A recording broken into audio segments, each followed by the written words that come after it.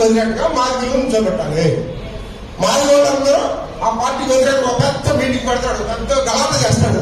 ఆ తర్వాత వచ్చి రోడ్డు మీద బస్సులు కాళ్ళు తగలబెట్టేసి ఈ కులం జాతి మొత్తం కూడా వాళ్ళకి వ్యతిరేకంగా ఉంటుంది. మీకు ఉదాహరణ చెప్తా. లాస్ట్ టైం చంద్రబాబు నాయుడు ఆంధ్రాలో వచ్చాడు. ఆంధ్ర వచ్చాడు, పాపం ఏదో కింద మీద పడి ఈ రాజకిషోర్ మంత్రిగా ఉన్నాడు, చాలా కీలకంగా ఉన్నాడు. చీఫ్ అన్నాడు చంద్రబాబు నాయుడు, ఆయన మంత్రి కూడా వీకేసాడు. అయిపోతే కదా ఇది మళ్ళీ ఆంధ్ర వస్తూ ఉంటు మానవుడు వ్యతిరేకం ఎవరు ఎక్కడికి లేదు. ఎవరైనా ఇక్కడ తెగబడతారంటారు. అంటే మొన్నే ప్రభుత్వం అన్నాడు, ఓపెన్గా చెప్పాడు 10 సంవత్సరాలు ఎంట్రెన్స్ వల్ల.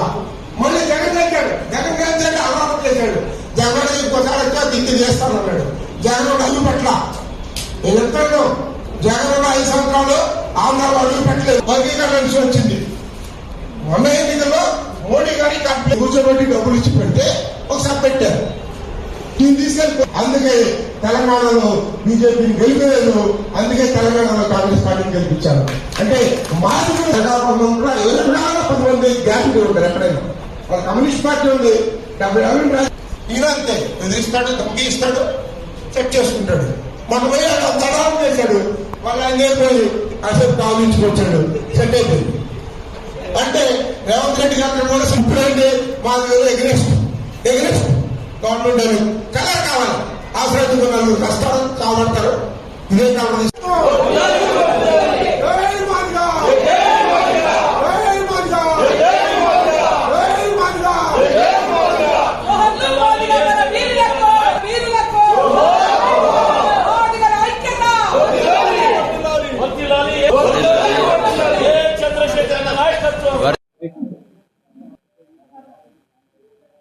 ముప్పై సంవత్సరాల ఎంఆర్పిఎస్ ఉద్యమంలో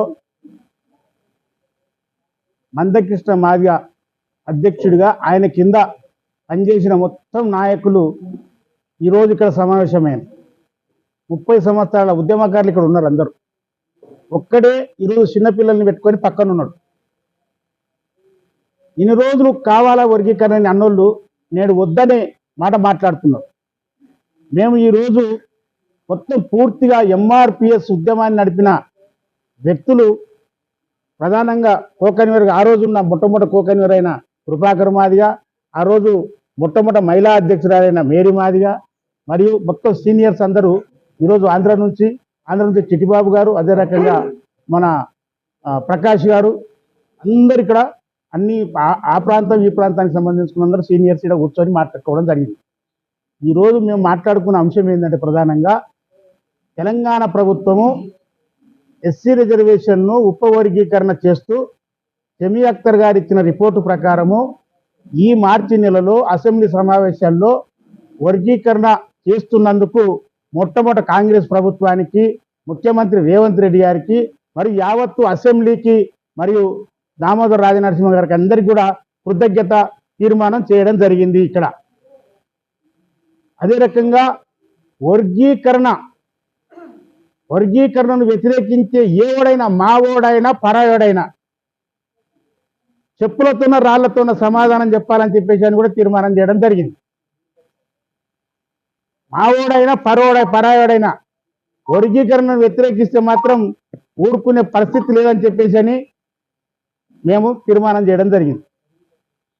అదే రకంగా తరిమి కొడతాం. ఇక ఇంకొక అతి ముఖ్యమైన విషయం, అసెంబ్లీలో ఈరోజు తీర్మానం జరుగుతున్న సమయంలో, ఈ నెలలో తీర్మానం జరుగుతున్న సమయంలో గ్రూప్ 1, గ్రూప్ 2, గ్రూప్ 3 ఈ ఉద్యోగాలలో మాదిగ యువకులకు ఉద్యోగాలంటే ఎవరికంటే ఆశ ఉంటుంది, కానీ వాటిని ఖచ్చితంగా సాధించాలని చెప్పేసి అని ఒక దొంగ మాట చెప్పుకుంటూ అమాయకమైన యువకులను రెచ్చగొడుతూ వాళ్ళ యొక్క ప్రాణాలను ఆత్మహత్యల వైపు మళ్ళీ తట్టుగా ప్రయత్నం చేస్తున్న నాయకుడు.